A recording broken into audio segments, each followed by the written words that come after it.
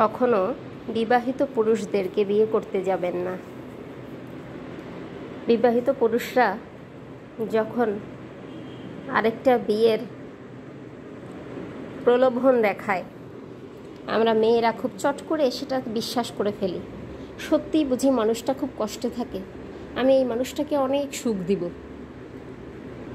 সুখ দেওয়ার কথা চিন্তা করতে গিয়ে, তাকে ভালোবাসতে গিয়ে, তাকে সমস্তটা দিতে গিয়ে আমরা নিজেদের সমস্ত কিছু হারিয়ে ফেলি। হ্যাঁ, এটাই সত্যি। মানুষটা যখন এসে তার দুঃখের কথা বলে, তখন সামনের মেয়ে মানুষ মাত্রই তো মমতাময়ী হয়।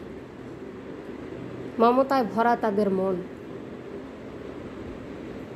সবাইকে এক পাল্লায় তোলাটা আমি তুলছি না। পুরুষের ভিতরে যেমন খারাপ ভালো আছে, সেরকম মেয়েদের ভেতরেও খারাপ ভালো আছে।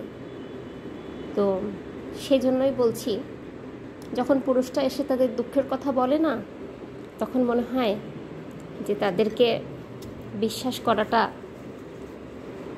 আমাদের কর্তব্য হয়ে দাঁড়ায়, মানে ফরজ কাজের মতো মনে হয়। এমনভাবে তারা কাঁদে, এমনভাবে ওয়াদা করে ছেড়ে দিব।